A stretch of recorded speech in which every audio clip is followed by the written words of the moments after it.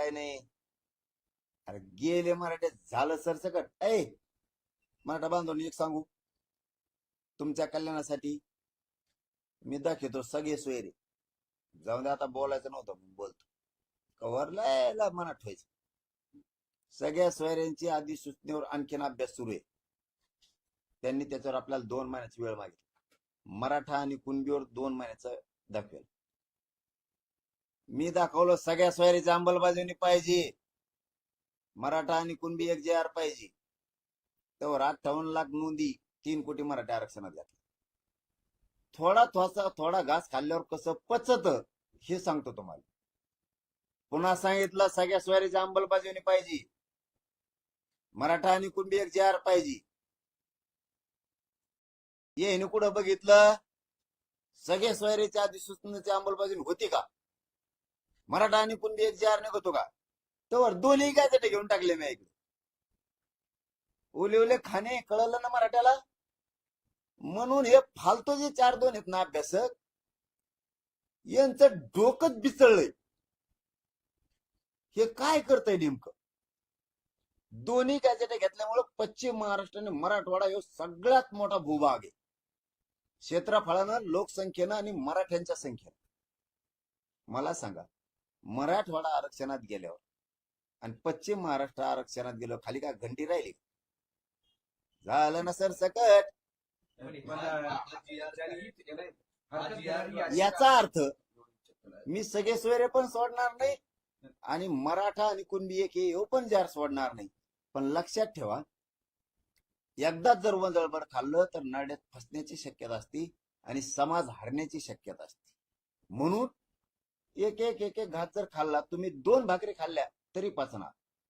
पण एकदाच 2 खाल्ल्या तर त्या नरड्यात गुंतून तुम्हाला दवाखान्यात ऍडमिट करण्याची शक्यता आहे. म्हणून मी शांततेत केलं, शांततेत गेलो, शांततेत आणलं. पण येताना JR आणले, आता ड्राफ्ट नाही आणला. पण तोच JR ज्यावेळेस हरकत कोर्टामध्ये दाखल केली जाईल त्यानंतर हा JR अडचणी सापडेल किंवा संपुष्टात येईल असं वाटतं नाही.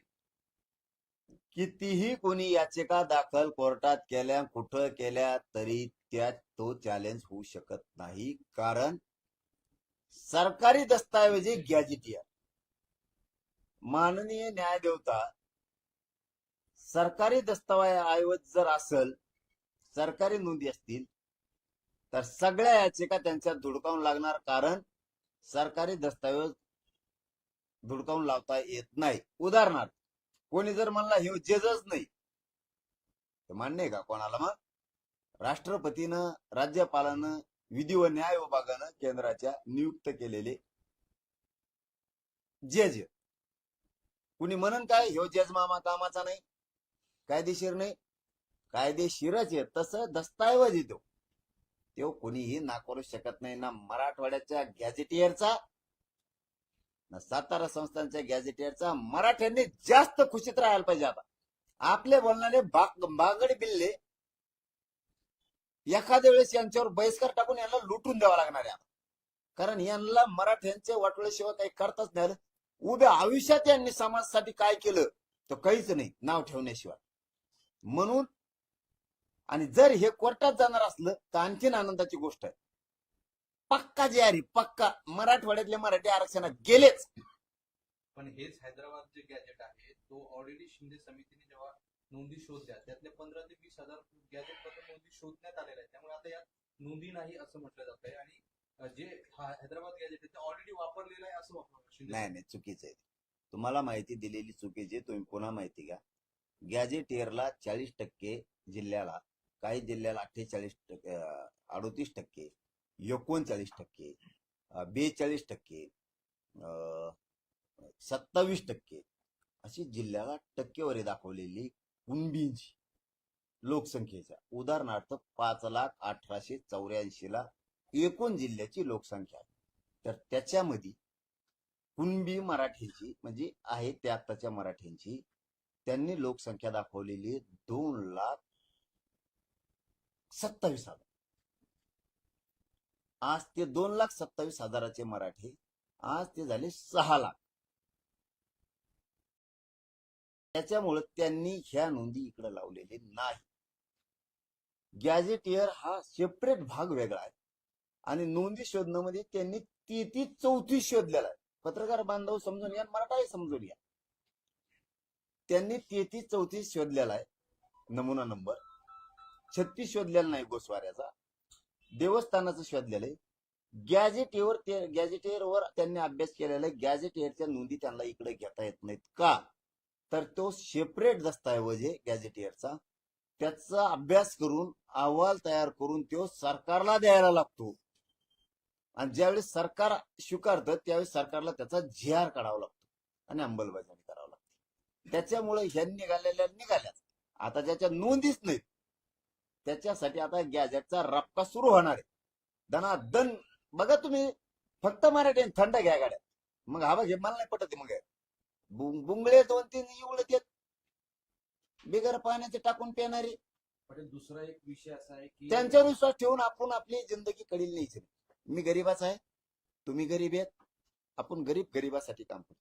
गरीबांनी गरीबावर विश्वास ठेवायचा, श्रीमंतावर ठेवायचा नाही. त्याच्यामुळे शांत राहावा, आनंदी राहावा. त्यांना काय काम आहे, भरून पुरलेले. विनोद पाटील म्हणतायत की हा GR म्हणजे एक माहिती पुस्तक आहे, यात नवीन काही नाही. त्याला जाऊन तिकडे ते माहिती आहे मला काय आहे. GR काढताना हरकती आणि सूचना घेणं गरजेचं आहे. विदाऊट कशावर GR काढताना सूचना हरकती आवश्यक आहे. त्या न घेता हा GR काढला आणि तो अशा पद्धतीने बॅक डोअर मार्फत त्या मागच्या दरम्यान या सगळ्या मराठ्यांना ओबीसी मध्ये आणलं जाते असा आक्षेप आता सगळे ओबीसी नेते घेत आहेत. हा GR काढून मराठ्यांना ओबीसी घेतलं जातंय, आणलंय असं मागच्या दारांनी ओबीसीच्या नेत्याचं म्हणणं आहे. याचा अर्थ आता बी मराठ्याला कळाला का, मराठे ओबीसीत आले, 100% आले. कोणावर विश्वास ठेवून आपल्या पोराबाळाचं लेकराबाळाचं वाटोळ करायचं. आणि मागच्या दारा फारातून नाही, ते कणाकणा उठलेत मंत्रालयातून, कणाकणा व्यासपीठावर आलेत, कणाकणा तिथं सह्या केल्या, GR लिहिलाय राज्यपालांच्या सहीनं. आणि मागचं पुढचं कसं असतं, मराठी नियमात हे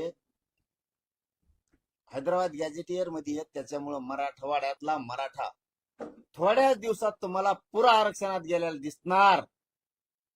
मिशा पिळून नाही, छाती ठोकून सांगतो, पुरे मराठवाड्यातले आरक्षणातले गेलेले दिसणार. आणि पश्चिम महाराष्ट्रात सांगतो, शिवेंद्रराजे साहेबांनी जबाबदारी दिली मी त्यांच्यावर. 15 दिवस म्हणले होते, 1 महिन्यात मला तेही लागू पाहिजे हे सांगितलंय. हैदराबाद गॅजेटियर 1881 ला सांगतंय की 25 लाख कुणबी होते. 25 लाखाचे आतापर्यंत 6-6, 7-7 माणसं या कायकाच्या दारा. 1.5 ते 2 करोड मराठी एकट्या पश्चिम महाराष्ट्रातली गॅजेट